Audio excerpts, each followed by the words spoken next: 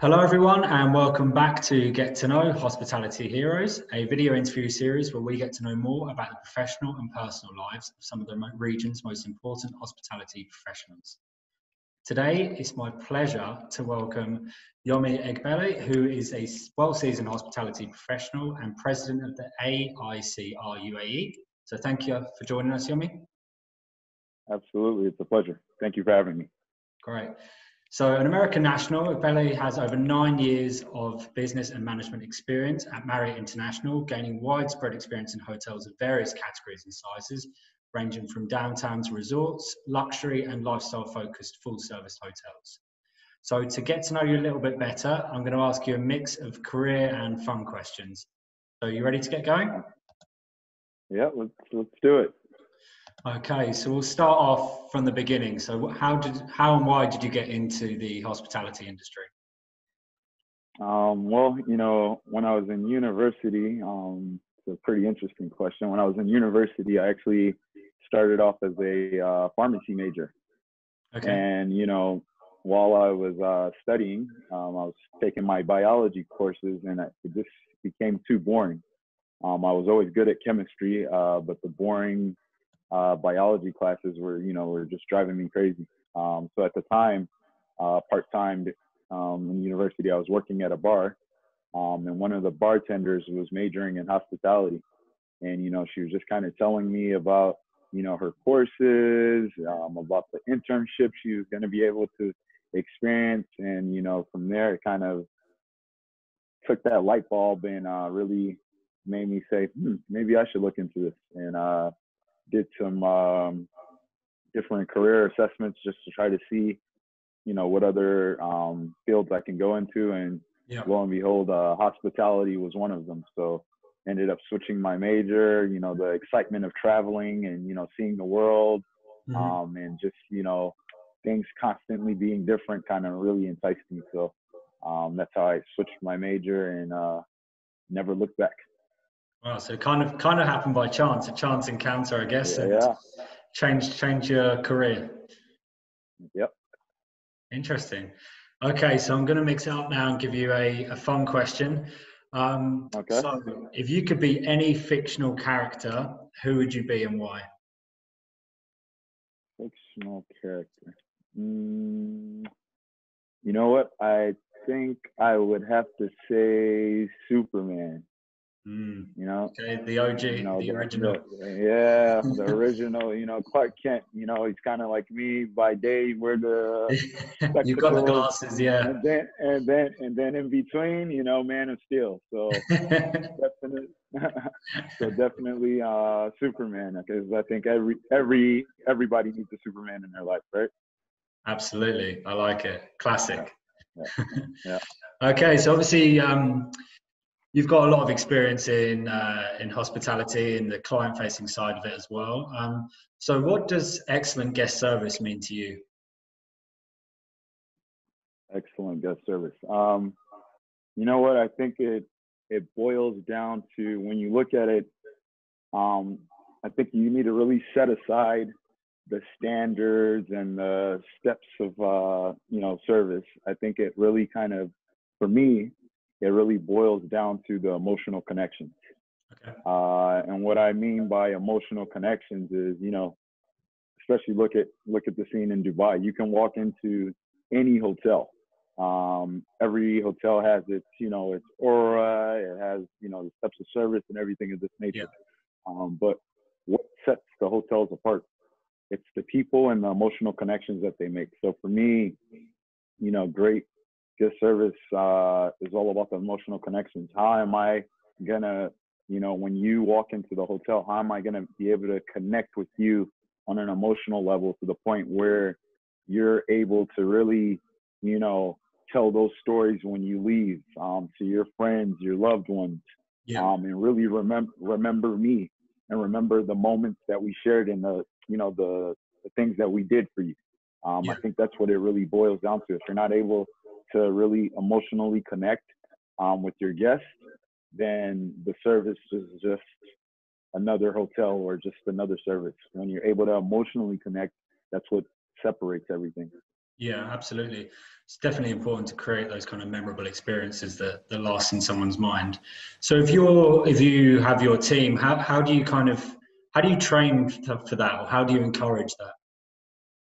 Well, my biggest, I've always been a proponent of, preaching uh, emotional versus transactional. Okay. And the easiest example that I always preach to is, when you're walking in a grocery store and there's a queue, and I think everyone's been in that situation where you have to take a ticket.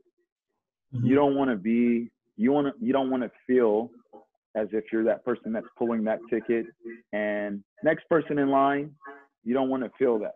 Yeah. Um, if I walk into this store now, yes, there's a queue, but now when it's my turn, someone comes to me, may I have your name? Asks my name, utilizes my name. Hmm. That's that's a total different, persona. You Yeah. go from transactional to emotional. Now I'm not just a ticket or a number. I'm able to, bring that person to life. And I think that's what it's all about at the end of the day, really in every moment, trying to separate those moments where you can make things, personalized and emotional versus Yeah, they're just humanized another from it. day in the park. Yeah, Awesome. absolutely. Okay, so I'm gonna flip it again now and ask you, Yeah. what song is on repeat for you right now? Oh, on repeat. You know what? I think I would have to say Roses by St. John. Yeah, yeah. Yeah, yeah, the remix. Yeah, Yeah, I'm hearing this everywhere. yeah, I hear it's a big yeah, hit on TikTok as well. yeah. It's a big People hit are on always doing the TikTok dances as to well. it. Yeah, It's a good I song. mean it's very catchy, and then while you're running, it kind of gives you that upbeat tempo to you Yeah, know yeah. let loose and have fun. Good song for the gym. Absolutely.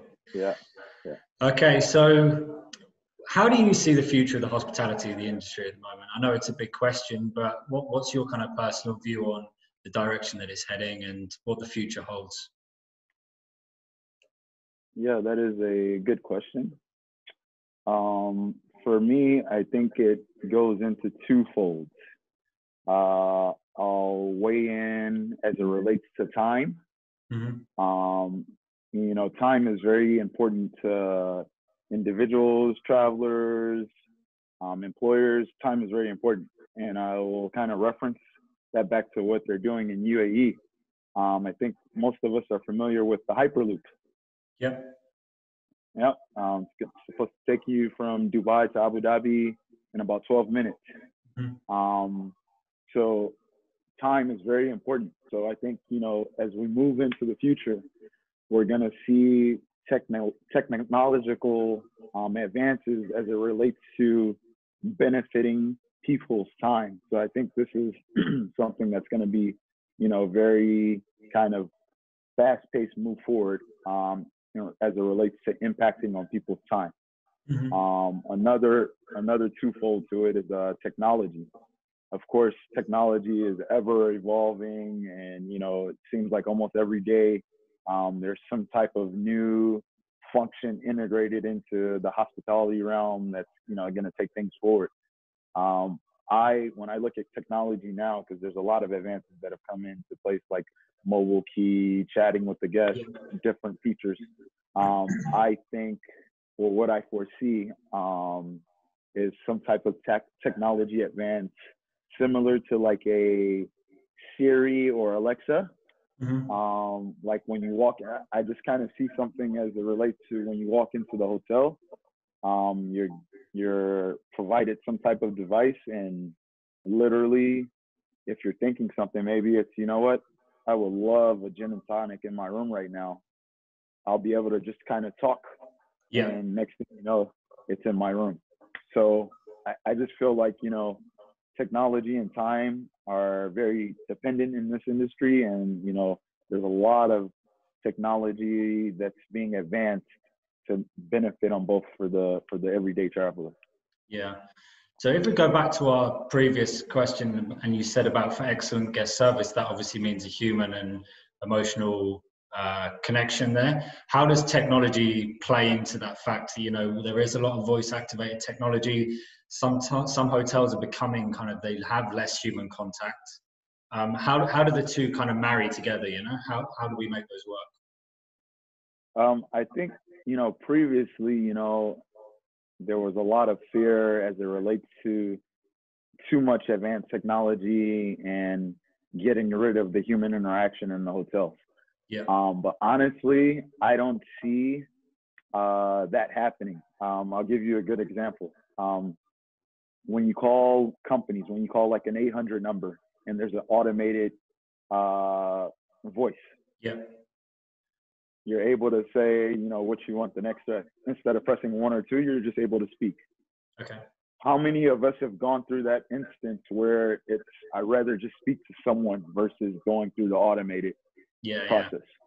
So as good as technology is and as robust as it's going to make things efficient, I think it's in our human well-being to always still need at some point the human interaction and the human touch. So to answer your question, I think technology, yes, it's going to advance, but it's not going to advance to the point where the human interaction is obsolete. I feel that there's always still going to be a need for the human interaction. So it's both together, kind of alongside each other, right? Absolutely. Yeah. Okay. I think we've got time for one more question, Yomi, so I'll keep it short. Do you prefer sweet or savory, and why? For me, I would say savory. I didn't grow up eating a lot of sweets. Okay. So for me, it's definitely going to have to be savory. And at the end of the day, you always have to savor the moment, right? Very good. Very good. I like it. Yeah. Okay. Awesome. Well, thanks very much for your time today, Yomi. I really appreciate it. And we look forward to welcoming you to the next edition of the Hotel Show in 2021. Thank you so much.